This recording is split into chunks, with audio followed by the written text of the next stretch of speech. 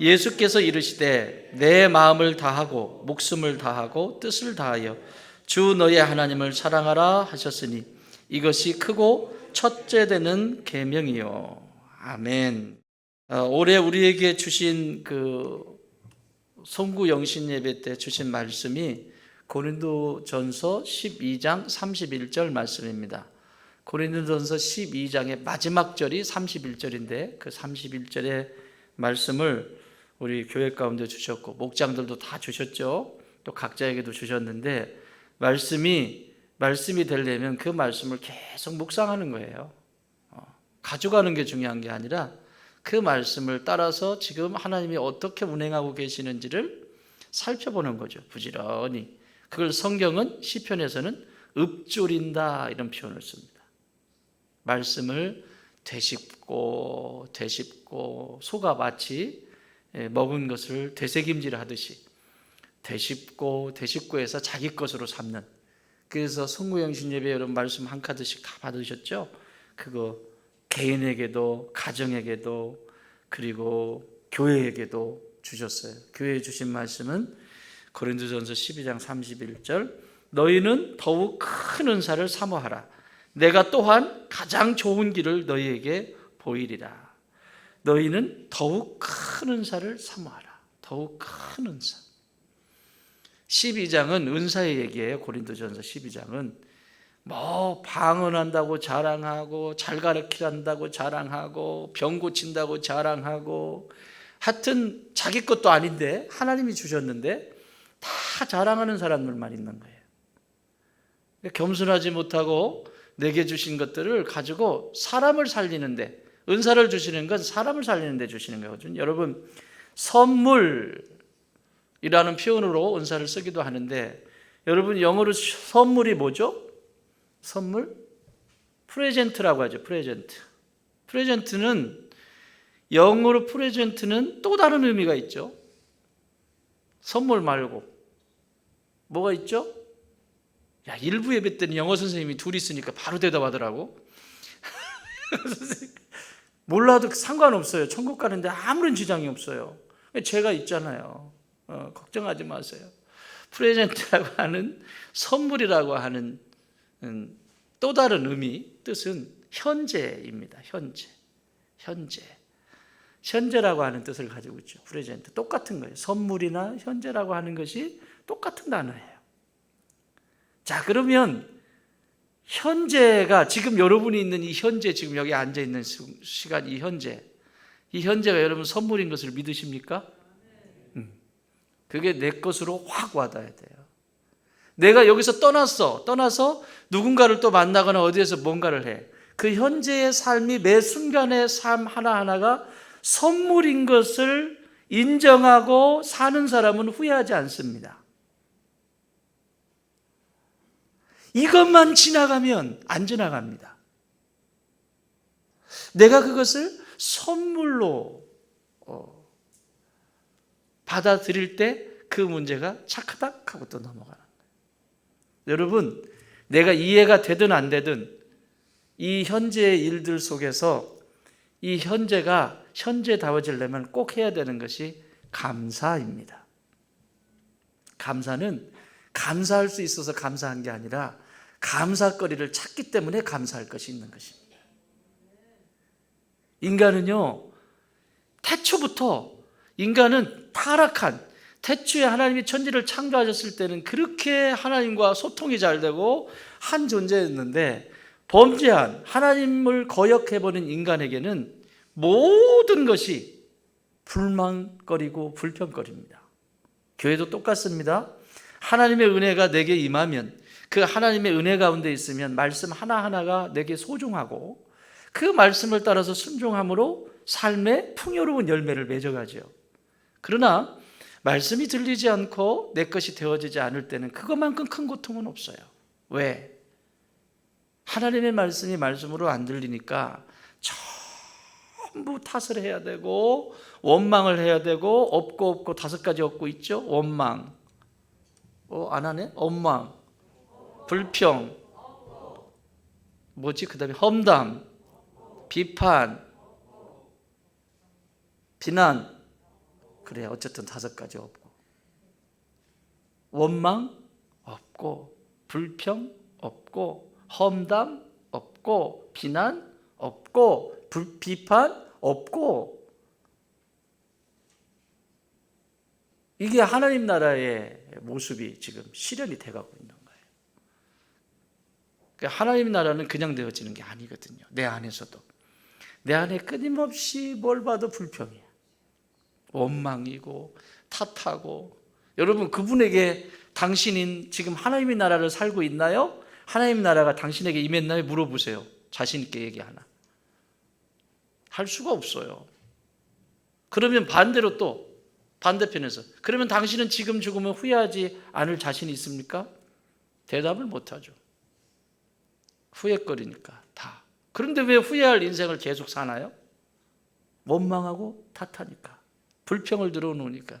현재의 삶이 프레젠트, 이 현재의 삶이 하나님이 내게 주신 선물이라고 하는 것을 꽉 붙잡아야 되는데, 여러분, 선물을 누군가에게 줘요.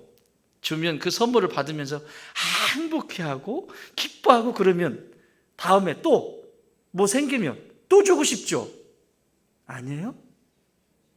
선물을 줬는데 막 행복해야, 그러니까 내가 다시는 쟤한테 선물 주나 봐라, 이러는 분 있어요? 그런데 선물을 다 줬어. 너무 행복해하는 거야. 감사합니다. 제게 꼭 필요했던 것인데 이것을 받으니 제가 너무 행복합니다. 그 행복해하는 모습을 보면서 선물한 사람은 또 역으로 또 행복한 거죠. 내가 고민했는데 이걸 주고 나니까 저렇게 좋아하니까 내 마음이 너무 기쁘다. 그게 자원봉사나 봉사 아닙니까? 내가 열심히 땀을 흘리고 도와주고 그랬는데 그분들이 근심거리였고 어려움이었는데 당신들이 오셔서 섬겨주셔서 우리의 집이 이렇게 청소가 되고 우리의 주변이 이렇게 되고 다 이렇게 됐습니다. 너무너무 감사합니다. 옛날에 저쪽에 여기 마을에서 여 안에 들어가면 그 마을들이 있잖아요. 갔는데, 자원봉사를 갔는데 집이요, 이게 살 데가 아니에요. 근데 집은 2채야. 이렇게 두 채. 이제 청소를 안 해가지고 엉망인 거예요. 남편은 맨날 술만 먹고 오시고, 그래서 꾸역꾸역 붙어서 사세요. 근데 그게 청소가 안 되니까 이게 전염성에 문제가 있잖아요. 그러니까 읍사무소에서 지원해달라고 그래가지고 갔잖아요. 갔는데 반나절이면 끝날 줄 알았는데 계속 꺼집어내도 계속 나와. 어디다가 이걸 잔뜩 넣어놨는지 쓰지도 않는 걸 막 잔뜩 넣어놔가지고 또 그걸 버리려고 하면 못 버리게 해요. 막 넣어놨어요. 아마 1톤 트럭 하나는 나왔을 거야, 쓰레기만. 못 버리게 했는데도. 그런데요, 끝나고 나니까 고맙다고, 감사하다고. 여러분, 자원봉사 하신 분들이 얼마나 행복할까요? 그 한마디가 얼마나 행복해요. 야, 우리가 땀을 흘린 보람이 있다. 그렇죠? 선물을 준 사람도 똑같습니다. 여러분, 하나님에게 그렇게 하나님 속상하게 만들지 마세요. 현재는 하나님도 사용하시지 않은 시간을 나에게 주신 거예요. 믿습니까? 하루가 시작이 될 때 이 하루는 하나님도 쓰시지 않은 시간을 나에게 주셨다고. 그 시간을 누군가를 미워하고 증오하고 험담하고 탓하고 비판하고 비난하고 하는데 쓰고 있다면 선물을 주신 하나님 입장이 어떻겠어요? 슬프시지 않겠습니까? 그리고 다음에 그 선물을 주고 싶을까요? 하나님이 개입하실 수가 없어요. 사랑하는 여러분, 나는 이 선물을 받으시기 바라요. 근데 오늘 이 본문에 더욱 큰 은사를 사모하라. 선물은 선물인데 이것은 프레젠트가 아니고 기프트예요. 기프트는 반드시 밖에서, 외부의 세력에서 내게 뭔가를 힘을 실어서 주는 선물을 얘기하는 거예요. 기프트는. 그러니까 하나님이 하나님의 일을 하실 때 모든 사람들에게 맞는 각자의 은사를, 선물을 주신다는 거예요. 이렇게 하나씩. 이렇게. 욕심 많은 사람은 10개도 주고. 뭘 하게 하기 위해서? 첫 번째는 하나님의 영광을 위해서, 하나님 나라를 위해서 주시는 거고, 두 번째는 그 일을 하면서 내가 행복해 할 수 있도록, 기뻐할 수 있도록, 만족해 할 수 있도록 하나님이 은사를 주십니다. 선물을 주십니다. 근데 이 은사를 가지고 현재 지금 주신 것을 선물인 줄 알고 잘 쓰는 사람들은 행복하겠죠. 근데 그렇지 않으면 늘 어깨는 처져 있고 시간이 분초가 지나가는데 이를 득득 깔면서 원망하고 탓하고 쟤 때문이라고 하고 이것 때문이라고 하고, 여러분 인생이 이렇게 된다고 하면 이건 정말 고통스러운 거예요. 여러분 이렇게 되면요, 아프지 않은 몸도 아프게 돼 있어요. 우리 몸이, 면역체계가 다 무너지게 돼 있습니다. 여러분 제일 첫 번째 오는 면역체계가 어디예요? 제일 먼저 오는 면역체계, 제가 새벽에도 지난번에 얘기했나?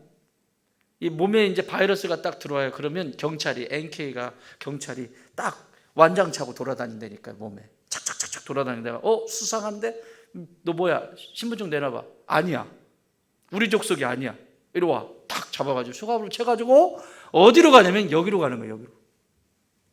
장소가 여기입니다. 우리 몸에서는. 그래서 여러분 갑상선 그러죠? 림프절이 이렇게 지나가고 다 이렇게 지나가는 거예요. 거기 와가지고 거기서 처단을 해요. 여기서 싸우는 거예요. 아무 데서나 안 싸워. 아무 데서나 안 싸워. 오늘날은 교회에서도 싸우더라고 사람들이. 미친 짓이야 그거는. 싸우더라도 다른 데 가서 싸워야지. 몸도 지가 싸워야 될 때와 싸우지 말아야 될 때가 있어요. 여기는 싸울 곳이 아니다. 싸워야 되는 곳이 정해져 있어요. 여기 양쪽, 그 다음에 사타구니, 그리고 중간에 있는 부시, 요런 데가 지금 싸우는 데예요. 싸우는 데. 그래서 여러분 몸이 아프면 여기 몽을 쓰잖아요. 몽을 쓰죠. 이렇게 지금 싸우고 있는 중이라는 거야. 내가 지금 컨디션이 안 좋구나. 쉬어야 되겠구나. 쉬어야 되는데 꾸역꾸역 나와가지고 별짓 다 하고 다녀요. 밤새도록 막 사이키 조명 흔들고 막 이러고 돌아다니고 막 이러고 다녔어요. 그러면 스트레스 풀릴 것 같지? 얘가 이제 상태가 안 좋아지는 거죠. 잠을 못 잤으니. 그 얘기는 아니야. 중요한 얘기가 아니니까. 어쨌든 이런 은사들을 주셨을 때 그걸 가지고 건강하게 쓰는 사람이 있고, 그 은사를 가지고 자랑하는 사람이 있어요. 그 얘기를 고린도전서 지금 이게 12장 31절이거든요. 31절을 넘어가면 13장 1절로 넘어갑니다. 13장으로 넘어가요. 13장으로 넘어가서 사도 바울이 이렇게 이야기를 합니다. 내가 사람의 방언과 천사의 말을 할지라도 사랑이 없으면 소리나는 구리와 울리는 꽹과리가 되고. 뭐에 대한 얘기를 해요? 사랑에 대한 얘기를 합니다. 더욱 큰 은사를 사모하라라고 하는 그 더욱 큰 은사가 사랑이에요. 사랑. 남녀 간의 사랑 이런 수준이 아니라 하나님의 사랑, 그 사랑을 체험하는 자가 되라, 이런 말입니다. 그 은사를, 큰 은사를 더욱 사모하라라고 하는 말은 그 하나님의 사랑을 체험하는 존재가 반드시 돼야 된다. 이걸 강력하게 12장 마지막 절에서 이야기하고 사랑은 하고 이렇게 시작이 되는 거예요. 사랑하는 여러분, 내가 예수 그리스도의 핏값으로 구원받고 구원받아 하나님의 자녀가 됐다라고 하는 이 사랑의 높이와 깊이와 넓이를 가히 형용할 수 있어요? 이게 모르는 이유는, 이게 글쎄 그 양반이 나홀에서 죽었다는데 이게 모르는 이유는 중요한 이유가 하나 있습니다. 첫 번째, 내가 어떤 존재인지를 몰랐기 때문에 그렇습니다. 내가 예수님을 알기 전에 내가 얼마나 추악한 죄인인지를 뼛속까지 보지 못하면 예수 그리스도의 십자가가 나와 상관이 없습니다. 상관이 없습니다. 그냥 그랬대. 그래서 그 양반이 십자가 져서 나 구원했대. 그러니까 나는 천국 간대. 그 정도 수준이 아닙니다. 하나님의 그 사랑은 그 정도 수준이 아니라고. 여러분 찬송가 지금은 옛날에는 404장이었는데 지금 304장인가요? 몇 장인가요? 그 끝인 하나님의 사랑. 하늘을 뭘로 삼아? 두루마리 삼고 바다의 저 물을 먹물을 삼아서 하나님의 사랑을 다 기록한다 해도 그 사랑을 다 기록할 수 없다라고 시인은 고백하고 있다고요. 그게 내 고백이어야 되는 거예요. 여러분, 하나님의 이 사랑을 아는데 내가 내 시간을 그렇게 함부로 써요? 원망하고 탓하는 데 써요? 내게 주신 은사를 그렇게 써요? 현재 주신 그 현재의 그 선물들을 그렇게 막 내팽개쳐요? 그럴 수가 없어요. 그래서요, 이 사랑을 알아가는데 가장 중요한 키가 뭐냐면 내 안에서 여전히 존재하는 나입니다. 하나님의 사랑을 몰라요. 왜 모를까요? 여기에는 중요한 원인이 한 가지만 얘기합시다. 중요한 원인이 있는데, 여러분, 하나님이 우주를 창조하셨잖아요. 창조하시고 그분이 주인이시잖아요. 근데 왜 하나님의 사랑을 모를까? 여러분의 출생의 비밀이 있어요. 출생의 비밀이. 출생에서 지금까지 여러분이 살아오시면서 경험했던 것들이 자꾸 마귀라는 놈이 이것을 건드려서 올바른 가치, 올바른 하나님의 생명의 말씀을 들리지 못하게 만들어요. 그리고 정죄까지 해요. 네가 그러니까 그 정도지, 네가 그러니까 그러지, 그러면서 정죄해서 하나님께 같이 못하게 해요. 또 여러분을 양육했던 부모님들이 어떻게 나를 양육했는지는 너무너무 중요합니다. 그래서요, 사실은 부모님들이요, 하나님의 사랑으로 자녀를 양육하지 못했으면 그거부터 회개하셔야 됩니다. 부모님들은 내가 하나님의 사랑을 몰라서 내게 주신 아이들을 이렇게 양육했어요. 물론 완전한 건 없어요, 이 세상에. 그러나 적어도 하나님의 사랑의 관점을 가지고 그 사랑으로 자녀를 양육하는 것과 내가 이 세상에서 배운 방식으로 그때 배운 것은 완전히 달라요. 예를 들면 우리 아버지가 무능력자야. 능력이 없어. 맨날 술만 드시고 오셔가지고 그냥 술 더 가져와! 나 술 취한 것 같네. 응? 술 더 가져와! 그리고 먹었는데도 더 가져오라 하고 맨날 돌아가지고 나가서는 능력도 없고 가족들을 부양한 능력도 없는데 집에 와가지고 꼰대 노릇만 하고 맨날 이것만 하는 거죠. 자, 이 아이가 컸어요. 어른이 돼서 예수님을 만났습니다. 하나님의 자녀로 거듭났습니다. 자, 하나님이 나에게 능력자일까요? 능력자가 아닐까요? 무능력자입니다. 하나님은. 왜? 내 아버지가 무능력자였으니까. 회개해야 되는 거예요. 그렇게 받아들이고 있는 나의 이 모습도 봐야 되는 거죠. 하나님은 이 우주를 창조하신 분인데 우리 아버지하고 다른데 나도 모르게 하나님은 능력이 없는 것 같아. 그래서 기도하세요. 지금은 기도할 때입니다. 당신이 무릎 꿇어서 기도할 때 하나님의 능력이 나타나고 하나님의 역사가 일어납니다 라고 주의 종을 통해서 선포되어져도 그것이 내 안에 감동이 되거나 그것이 내가 결단을 하지 못하는 이유는 능력이 없어요. 하나님이. 그런가요? 내가 능력이 없다고 해서 하나님이 능력이 없는 분인가요? 아니에요. 하나님은 모든 권세를 다 가지고 계신 분이십니다. 내 육신의 아버지는 내게 해주는 것이 없었어도 내 육신의 부모는 나에게 무능력해서 나를 보호해주거나 나를 감싸주지 못했어도 나의 하나님 아버지, 나의 영혼의 아버지는 모든 능력을 가지고 계신 분이세요. 그것을 믿지 못하는 것에 대해서 회개해야 돼요. 왜? 그것을 붙잡고 있는 한 하나님의 구원의 역사는 내 삶 가운데 이루어지지 않아요. 계속해서 나를 붙들고 내 인생을 질질, 왜 목줄 해가지고 끌고 다니는 거 있잖아요. 은혜 조금 받을만 하면 끌고 가요. 이게 얼마나 중요한지 몰라요. 여러분, 지금 우리 어린 아이들을 양육하는 여러분, 진짜 정말 잘 좀 키워주세요. 정말.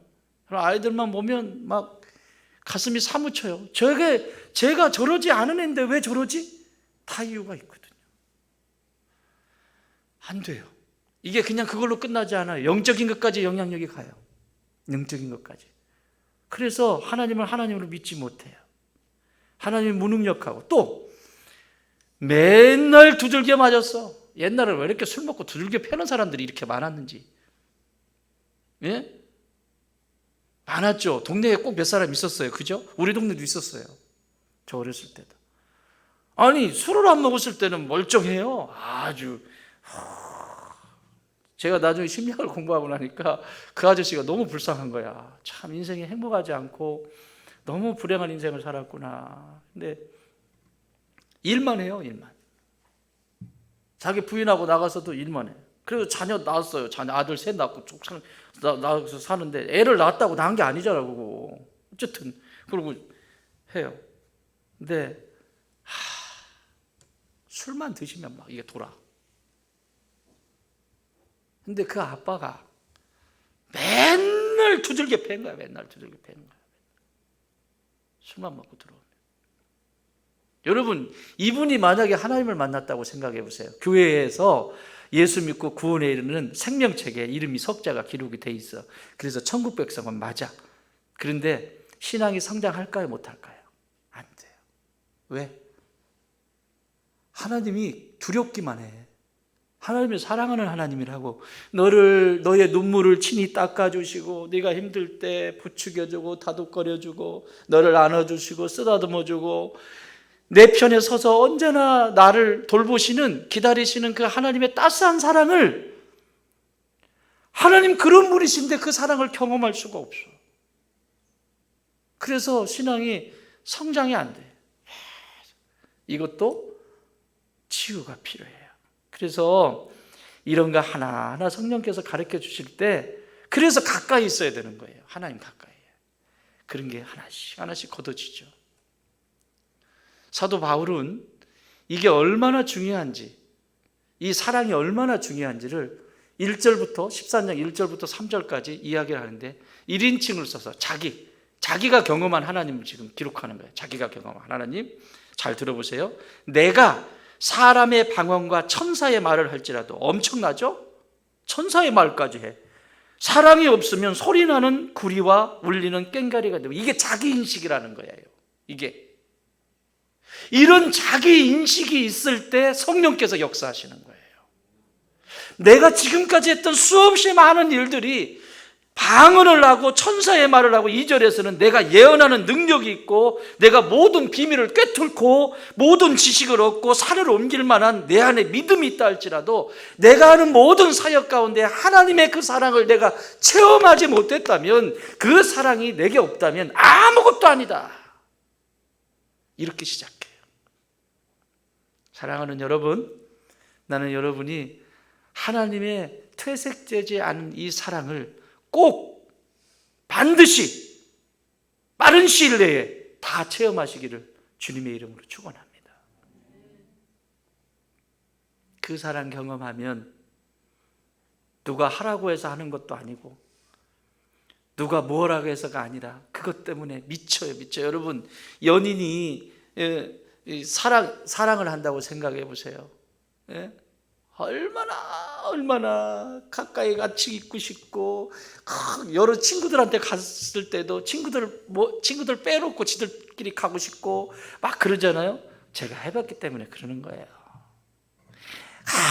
이 집에서 니네 집 데려다 줄게 그래. 데려다 줬다가 제가 또 내가 니네 집 데려다 줄게. 밤새도록 이 짓 하는 거야. 데려다 주고 또 데려다 주고, 데려다 주고 또 데려다 주고, 밤새도록 하는 거지. 이게 사랑 아닙니까? 연인의 사랑도. 하나님의 사랑을 체험하면 여러분들처럼 교회 성전에 오는 것만큼 행복한 시간이 없어. 하나님의 일을 감당하면서 아이고 힘들다 죽겠다 이게 아니라 그것만큼 행복한 시간이 없어. 왜? 사랑하니까. 근데 사랑하지 않으면요, 그것만큼 고통스러운 게 없어.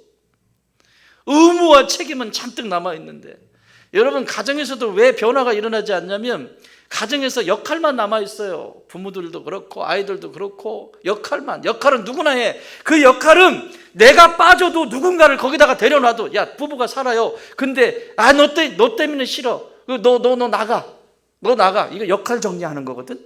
예? 너 나가. 너하고 안 살래. 나가. 그러면 다른 놈 거기다 데려다 놔. 다른 놈인지 뭔지 모르겠지만 어쨌든 데려다 놔요. 역할은 할 수 있습니다. 근데 뭐가 안 돼요? 존재가 안 돼요.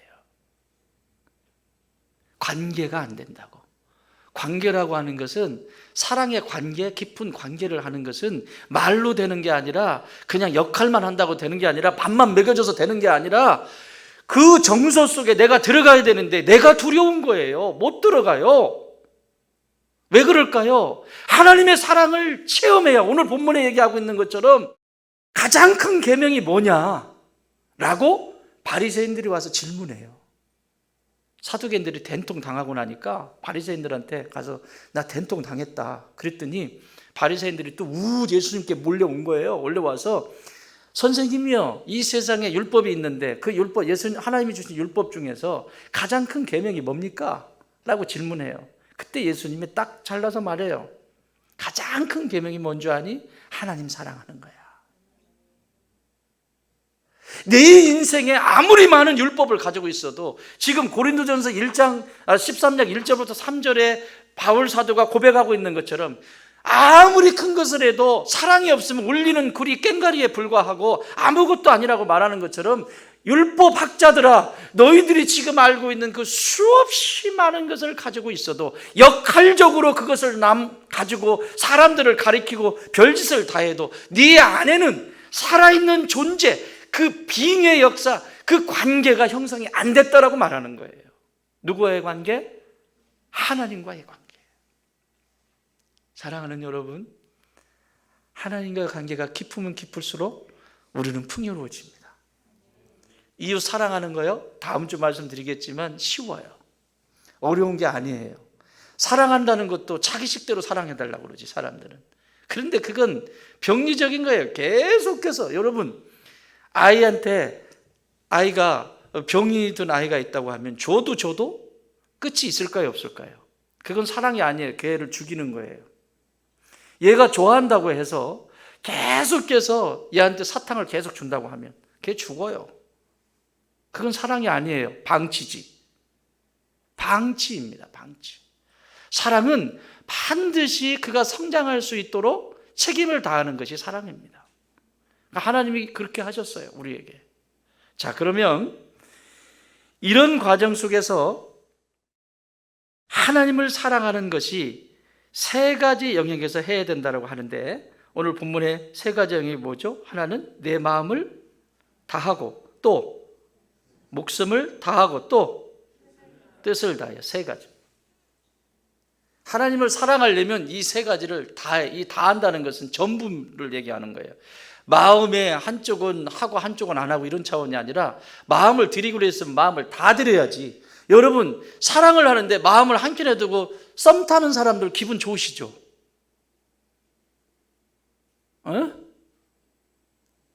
나 사랑한다고 해놓고 썸 타는 사람들 한 번도 경험을 안 해봤구나.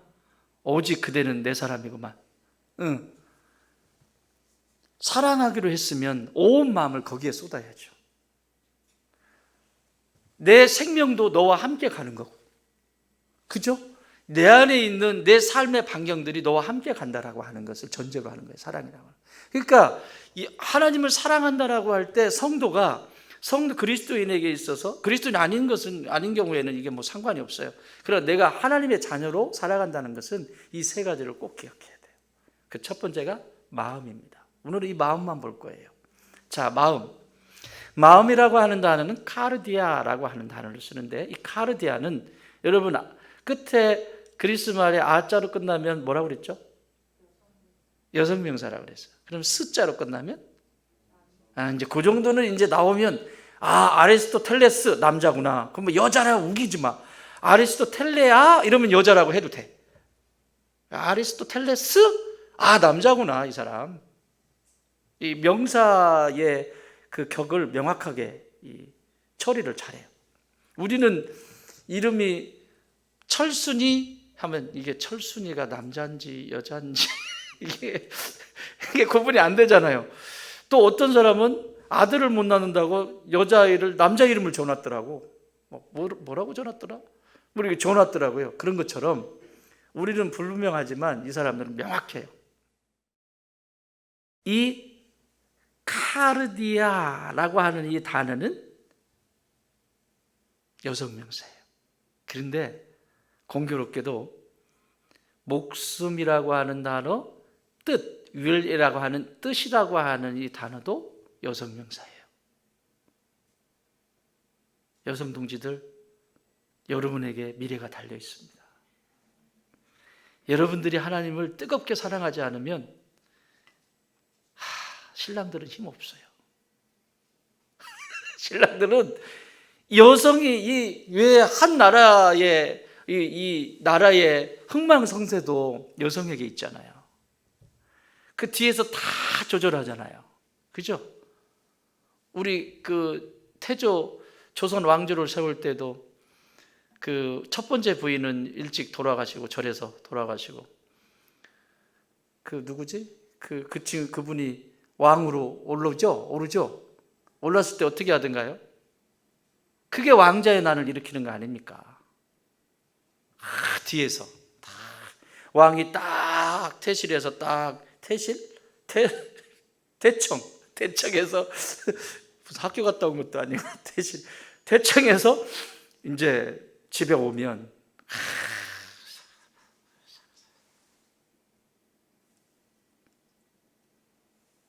남편들의 위대함은 여성이 만듭니다. 여성, 우리 자매님들 대답 안 하네. 여러분의 남편의 미래와 여러분의 남편의 능력은 아내가 만듭니다. 그게 성경의 원리예요. 제 아무리 남편이 힘이 있고 능력이 있고 세상 속에서 내놓으라고 하는 위치에 있다 할지라도 안에 있는 아내가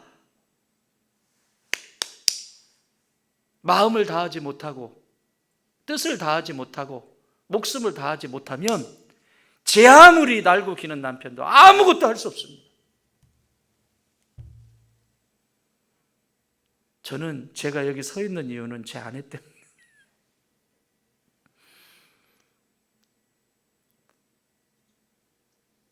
진짜예요. 진짜예요. 자, 우리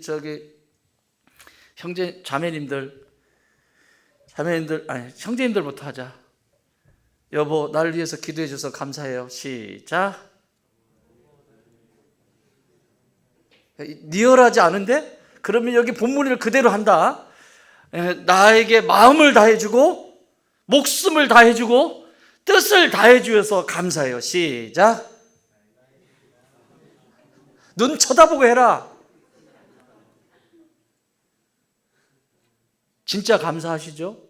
여러분 진짜 감사하잖아요. 아내의 역할이 얼마나 많은지 아세요? 진짜 집에서 진짜 아내의 역할이, 아내는 아무것도 안 해도 나 닮은 새끼 낳아준 거, 그리고 집에서 밥 한 번 먹자 그러면 밥 같이 굉장합니다. 굉장해. 아내 역할이. 할렐루야. 그럼 이 아들 새 키워봐. 바꿔서 해봐. 되나? 안 되지. 인정하죠? 자, 이제 남편들이 했으니까 이제 아내들이 남편한테 이렇게 얘기해 주세요. 제가 더 많이 내가 온 마음 다하여 제 생명을 다하여 그리고 뜻을 다하여 잘 섬기겠습니다. 시작.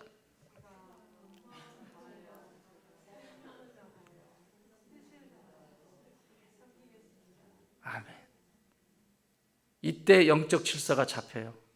가정이 역할로 끝나지 않습니다. 여러분, 가정이 행복한 것 같고 잘 돌아가는 것 같은데 왜 문제들이 자꾸 생기냐면 역할에 초점이 맞춰져 있기 때문에 그래요. 근데 이건 역할의 문제가 아니에요. 이거는 관계의 문제예요. 하나님의 사랑을 경험하게 하려면 이 세 가지가 너희 안에서 작동이 돼야 된다. 그게 첫 번째 카르디아예요. 이 카르디아는 이런 거예요. 뜻이 건강한 쪽으로 풀면 열정이 샘솟는 곳이 카르디아입니다. 열정.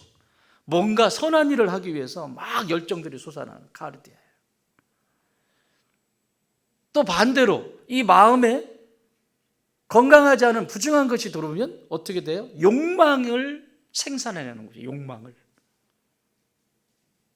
그 의미를 가지고 있어요. 욕망. 내 안에 욕망을 끊임없이 솟구쳐 오르게 하는. 그러나 반대로 건강할 때는 열정. 이 마음이 건강하면 열정을 갖게 되죠. 뭐든지 잘할 수 있고 할 수 있다는 자신감이 생기고 그러죠. 그렇지 않을 때는 둘 중에 하나야. 되지도 않는 거 밤새도록 눈님이 뻘건했을 정도로 막 컴퓨터 앞에 쳐가지고 되지도 않는 거 보면서 그게 열정이 아니라 욕망이지. 욕망. 아무것도 남는 것이 없는. 이게 마음에서 일어나요. 그래서요, 우리 선조들은 이 마음 속에는 두 가지의 보물이 있다라고 얘기했어요. 하나가 뭐죠? 무슨 보물? 웃음보, 울음보 들어보셨어요? 웃음보. 이거 보물이에요. 보물을 얘기하는 거예요. 사람이 웃어야 될 때 깔깔깔깔대고 웃고 함께 행복해하고 기뻐하고 다른 사람이 축하할 일이 있을 때 함께 가서 막 축하해주고 격려해주고 이게 건강한 사람이라는 게 이 마음을 가진 사람이. 다른 사람들이 내 친구가 같이 믿음의 동역자들이 성장하고 잘 쭉쭉 성장하고 믿음이 자라서 교회 일꾼이 되고 이런 모습을 보면서 축하해주고 격려해주고 자 우리 일꾼 뽑잖아요. 2022년 일꾼 뽑는다라고 명단이 다 나왔어요. 야 우리가 이런데 이러이러해서 우리가 이렇지만 우리 열심히 해보자. 야 서로 격려하고 위로하고 이게 웃음보가 작동이 잘 되고 있는 거예요. 축하하고 격려하고. 그런데 반대로 웃음보가 내 마음 카르디아 안에 있는 이 웃음보가 이 보물이 망가져 있거나 사라져 버리면 반대로 작동하겠죠. 함께 축하하고 지지하고 격려해야 될 자리 가가지고 비난하고 정죄하고 탓하고 자기 잘났다 하고 계속 그렇게 가겠죠. 자 반대로 울음보가 있습니다. 여러분 울어야 될 때 울지 못한다? 이게 엄청난 상처가 있어요. 여러분 부모님이 돌아가시는데 눈물이 안 나. 둘 중에 하나죠. 평생 원수같이 살아가지고 내가 다시는 안 본다. 내 눈물 그냥 가시오. 이러는 거고 또 너무 갑작스럽게 충격적으로 그런 일이 있을 때 눈물이 안 납니다. 시간이 지나서야 그때 쏟아지는 눈물이 있어요. 그런데요, 슬픈 일이 있으면 내 지체들이나 우리 가족들이나 교회 공동체나 누군가 슬퍼하는 일이 있으면 함께 슬퍼해주고 눈물을 흘려줄 수 있는 그 마음이 건강한 마음이에요. 그런데 슬퍼해야 될 때 그 사람이 뭔가 잘못됐어, 어려움이 있어. 그때 속에서, 이건 속이에요. 겉으로는 막 아닌 척하고 막 이러는데 속에서 아이 고시라 그럴 줄 알았어. 내가 잘됐다. 건강하지 않은 거예요. 이 상태는 하나님을 사랑한다라고 말할 수가 없습니다. 이게 마음에서 일어나는 일이에요. 마음에서.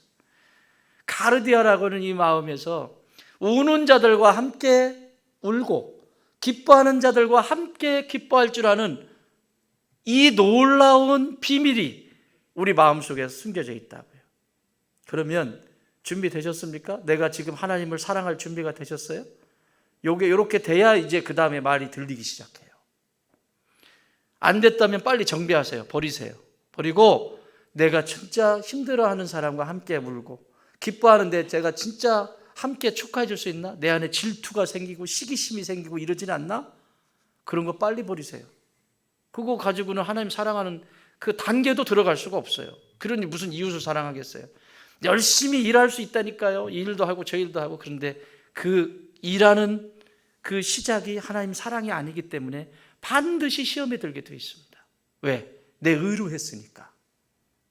내가 은혜로 한 것이 아니라, 하나님의 사랑에 그 은혜로 한 것이 아니라 내 힘과 내 지혜로 했기 때문에 반드시 시험에 빠지게 되어 있고 마귀가 그냥 놔두질 않습니다.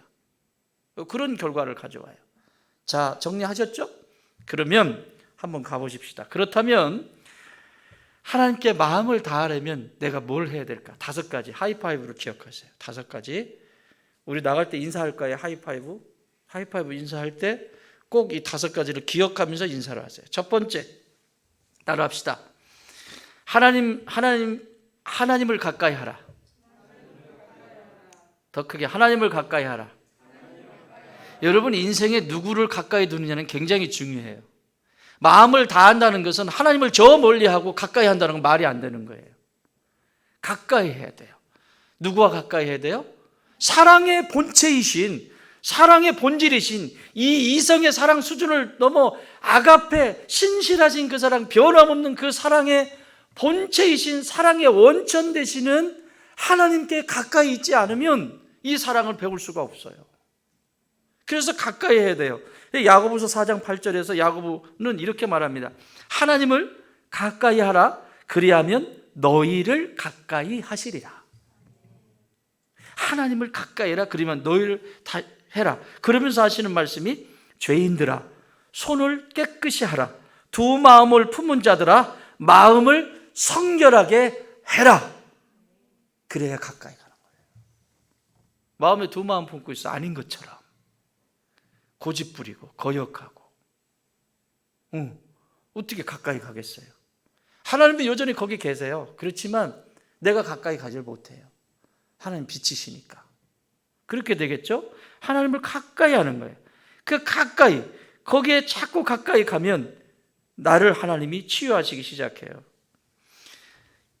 히브리서 4장 12절에서 13절에 보면 하나님의 말씀이 뭐라고요? 활력 있어서 좌우의 날선 검과 같다고 하잖아요.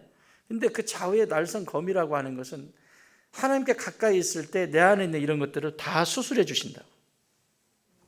우리 몸의 암을 메스를 가지고 수술하듯이, 칼로 수술하듯이 하나님께서 하나님께 가까이, 계속해서 이 말씀 가운데 가까이, 여러분 진짜 너무 행복해요. 우리 교회가 요즘 말씀의 부흥이 일어나고 기도의 불이 붙고 막 이곳저곳에서 개굴 막 성경 읽는 소리 매일매일 하루에 1시간씩, 그 시간에 그게 쉬운 게 아니에요. 매일매일 읽는 게 9시부터 10시까지 1시간 읽고 은혜 나누고 매일 이걸 해요. 매일.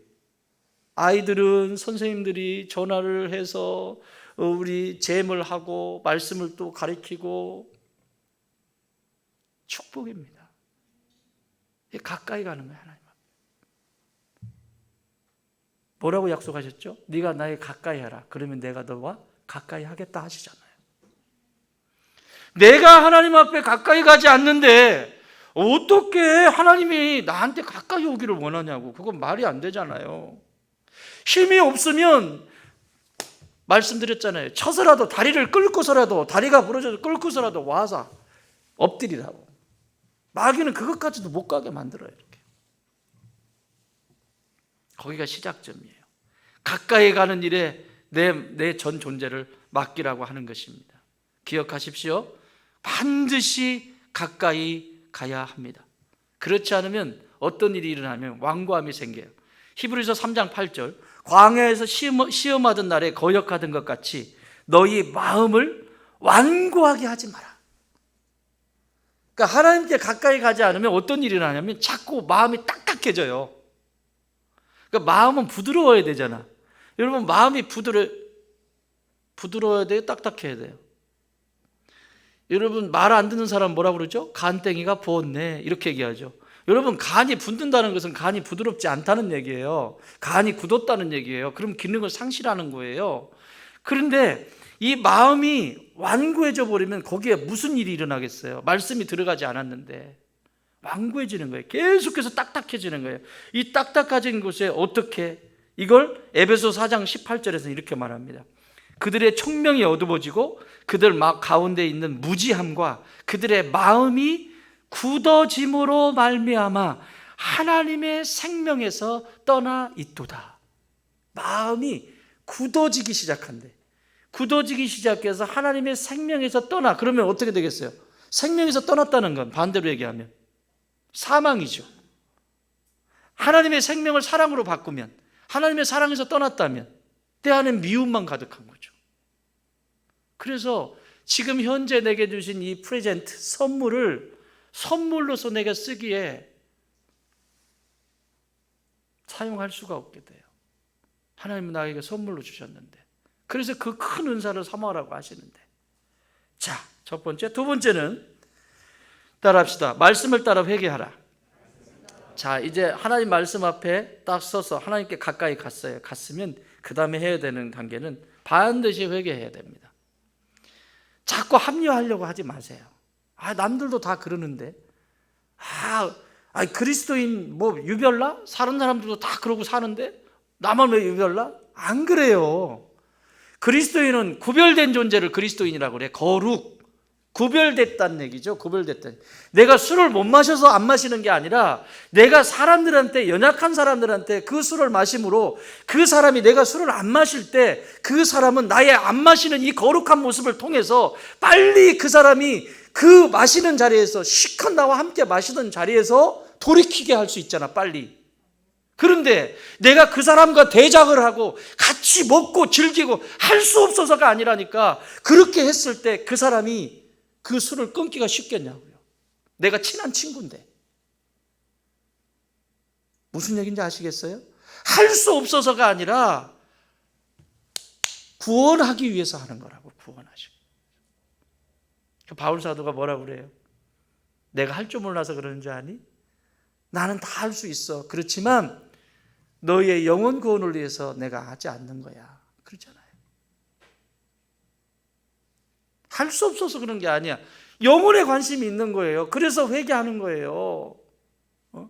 자, 그 사람이 하나님께 속히 돌아올 사람이었어. 예를 들면 지금 하나님 찾으는 사람인데 내가 둘이 그냥 친구야. 너무너무 친한 친구야. 막 끌어안고 막 매해. 나는 예수 믿는 사람인 줄 알아.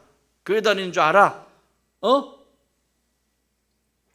여러분, 세상의 사람들은요, 성도들을요 볼 때 욕하지만 그들 마음 깊은 곳에 뭐가 있는지 아십니까?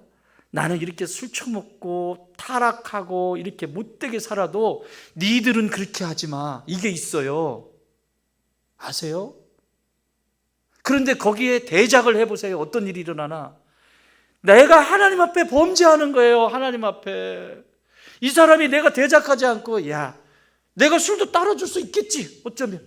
먹어봐. 따라줄 수 있고 다 할 수 있지만 내가 예수님을 믿기 때문에 이것을 내가 그렇게 하지 않는 이유는 너를 구원하기 위해서야. 여러분, 그 사람이 뭔가 변화가 일어나지 않겠습니까? 역시 달라, 쟤는. 그래서 영혼 구원에 이르는 거예요. 할 수 없어서가 그런 게 아니에요. 할 수 없어서 그런 게 아니라. 그래서 말씀을 따라서 철저하게 회개해야 돼. 여러분, 사도행전에 보면 말씀에 듣고 회개하는 장면이 나오죠. 사도행전 2장 37절, 그 다음에 7장 54절은 똑같은 내용이에요. 똑같은 내용. 하나님의 복음이 선포됐어요. 사도들에서 선포됐는데 37절에서, 2장 37절에서 그들이 이 말을 듣고 마음에 찔렸어요. 여기까지. 베드로와 다른 사도들에게 물어 이르되 형제들아 우리가 어찌할꼬. 회개에 이르잖아요. 그런데요, 저 뒤 7장으로 넘어가면 똑같은 설교고 똑같은 메시지입니다. 그런데 이렇게 말합니다. 그들이 이 말을 듣고 마음에 찔려. 여기까지 똑같아요. 똑같아요. 똑같은 메시지, 똑같이 찔림을 받았어요. 근데 그 뒤가 달라요. 스데반을 향하여 이를 갈거늘. 이게 우리 마음에서 일어난다고. 마음에서. 어떤 사람은 하나님 가르쳐 주셔서 감사해요. 오늘 내가 이 말씀을 들었으니 주님, 이전까지는 제가 몰랐어요. 죄송해요. 하나님 용서해 주세요. 제가 그렇게 살았네요. 미안해요. 어떻게 하면 좋아요? 그리고 회개하는 사람이 있고, 해라. 해. 1시간 끝나고 가면 되지 뭐. 해. 내 다음 주는 오나 봐라. 나를 죽이진 않았지만 이를 갈고 있는 거지. 여러분, 거기에 무슨 역사가 일어나겠어요? 목사는요, 아예 그냥 내놓은 존재예요. 여기서 치고 저기서 치고 그냥 그런 존재예요. 그렇다고 여러분 그렇게 하시지 마세요. 나 아파요. 어떻게 그걸 다 맞춰? 그게 안 돼요, 안 돼요. 여러분, 우산장사, 집신장사 엄마 아빠 얘기 있잖아요. 엄마 아빠가 애들을 안 사랑하냐고요. 그런데 비 오는 날은 집신장사 하는 아들이 걱정이 되고, 맑은 날은 우산장사하는 아들이 걱정이 되고, 어떡하라고 그걸? 그렇다고 부모 역할 안 해? 안 할 수 없잖아요. 이런 날도 있고 저런 날도 있고, 이 자리는 그냥 이렇게 깨주고 저렇게 깨주고 그러는 거예요. 그러니까 목사 똥은 개도 안 먹어요. 똥개도 안 먹는다니까. 그러려니 해요. 그렇지만 하나님의 말씀이 내게 들릴 때 2장에 나와 있는 이 사람들처럼, 목사님, 그러면 제가 어떻게 해야 돼요? 목사님, 그러면 제가 어떻게 해야 돼요? 이렇게 물어보는 사람과 이를 득득하는 것은 완전히 다른 얘기예요. 이게 마음에서 일어나요. 그래서 그 다음 과정에 하나님께 가까이 하고 말씀을 따라서 회개할 거냐 안 할 거냐, 회개하는 사람은 그 다음 과정에서 양심이 청결해져요. 따라합시다. 청결한 양심을 가지라. 양심이 청결해져요. 그러니까 우리가 종교를 떠나고 무슨 세상의 법을 떠나서도 양심이 살아있는 사람들이 있잖아요. 그죠? 이건 아닌데? 이건 옳지 않은데? 법이 없어도 사람 속에 하나님이 숨겨놓으신 양심이 있어요. 인간이 타락했지만 타락한 그 속에 남아있는 양심이 있다니까. 그래서 그 양심이 작동이 돼요. 자꾸 작동이 되는 거예요. 그래서 이건 아니야. 그래서 내려놓기도 하고 미안하다고 사과도 하고 용서할 수도 있죠. 그런데 말씀을 따라서 회개가 안 되면 양심이 화인 맞은 상태이기 때문에 자꾸 뭘 해도 자극을 줘도, 센 자극을 줘도 흔들리지 않아. 양심이 작동이 안 돼. 큰일입니다. 이걸 요한일서 3장 21절 22절 집에 가서 찾아보세요. 잘 설명해 주고 있어요. 예수님은 이것을 마태복음 5장 8절에서 마음이 청결한 자는 복이 있나니 그들이 하나님을 볼 것이다. 마음이 청결한 자, 청결한 양심을 가진 자, 그 자가 예수님, 하나님을 본다는 거예요. 그렇잖아요. 여러분, 그렇지 않습니까? 내가 양심이 청결하고 내가 하는 것이 사악하지 않고 하나님이 기뻐하시는 것을 할 때 내가 어떻든가요? 막 불안하고 초조하고 두렵고 쫓기는 것 같고 그렇던가요? 아니에요. 그 말씀에 내가 순종했기 때문에, 회개하고 순종했기 때문에 내 안에 두려움이 사라져요. 이걸 요한일서 4장 18절에서 뭐라고 말씀하시냐면 사랑 안에는 두려움이 없다라고 말씀하셔요. 그 사랑 안에 들어올 때 두려움이 사라지는 거예요. 왜 내 안에 쫓기고 두려움이 있을까? 그래서 그런 거예요. 자, 이런 양심, 선한 양심이 들어왔을 때 그 다음에 일어나는 일이 공동체를 사랑하게 됩니다. 따라합시다. 교회 안에서 사랑을 배우라. 여러분, 교회 공동체 안에서 사랑을 배우시는 거예요. 그 다음에 마음의 자리를 내놓고 그 사랑을 배워가는 거예요. 그것이 안 될 때는 그 관계가 안 돼요. 안 되게 돼 있어요. 그래서 올해 한 영혼을 주님께로, 우리가 한 영혼들을 살려내고 우리에게 그 사모하는 영, 그 사모함, 은사를 사모하는, 사랑의 은사를 사모하는 이런 마음을 갖는다는 것은 이렇게 삶의 자리에서 실천적으로 움직이게 돼 있죠. 옆에 분에게 인사하십시다. 사랑합니다. 진짜 따끈따끈하게 사랑합니다. 아멘. 이게 작동이 돼야 돼요. 이게 작동이 안 된다는 거, 이 앞에부터 내가 하나님하고 가까이 있는가? 회개는 지금 잘하고 있는가? 내 양심은 살아있는가? 요거 체크해 봐야 돼. 그러면 바로 답이 나와. 그 다음, 이렇게 사랑할 수 있고 이렇게 더불어 살아가다가 문제가 생기겠죠. 어떤 문제가 생길 때 따라합시다. 감사할 수 있을 때까지 감사를 찾으라. 여러분, 감사할 게 있어서 감사하는 게 아닙니다. 감사할 수 있을 것, 감사할 수 있을 것이 있을 때까지 찾을 때 감사가 있는 거예요. 그 역사가 그대로 일어나는 거죠. 여러분, 그 유명한 하나님께서 골로새서 3장 15절에서 그리스도의 평강이 너희 마음을 주장하게 하라. 너희 평강을 위하여 한 몸으로 부르심을 받았나니 너희는 또한 감사하는 자가 되라. 여러분 잘 아시는 빌립보서 4장 6절 7절, 아무것도 염려하지 말고 다만 모든 일에 기도와 간구로 너희 구할 것을 감사함으로 하나님께 아뢰라. 그리하면, 감사함으로 아뢰면, 그리하면 모든 지각에 뛰어난 하나님의 평강이 그리스도 예수 안에서 너의 마음과 생각을 지키시리라. 감사까지 마무리, 감사로 마무리를 하는 축복이 있기를 바랍니다. 말씀 정리합니다. 우리의 마음이 카르디아라고 하는 이 마음은 어떻게 쓰임받느냐에 따라서 욕망으로 점철될 수도 있고 뭔가 생명을 살려내는 열정으로 쓰임받을 수도 있습니다. 열정으로 쓰임받으려면 반드시 해야 되는 5가지 원칙이 있는데, 첫 번째는 하나님을 가까이 하는 일에 여러분 삶을 들이십시오. 말씀을 가까이 하고 기도의 자리에 가까이 있고 은혜의 자리에 가까이 있고 주중에도 예배 자리에 가까이 하고 가까이 하십시오. 두 번째, 하나님의 말씀이 들릴 때 합리화하지 말고 바로 어찌할꼬 무릎 꿇는 회개하는 사람들이 되십시오. 아멘. 그 회개가 일어날 때 우리 안에 청결한 양심이 작동되기 시작합니다.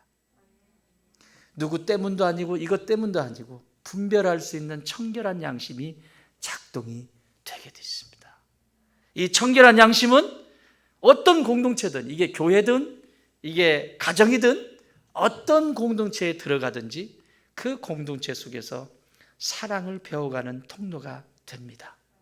그리고 이 모든 것을 꽉 채울 수 있는, 새어나가지 않도록 꽉 채울 수 있는 것은 프레젠트, 현재, 지금, 이것이 나의 선물인 것을 알고 감사할 수 있는 믿음의 사람을 통해서 매금이 됩니다. 하이파이브. 이 축복이 여러분 가운데 충만케 되길 주님의 이름으로 축원합니다.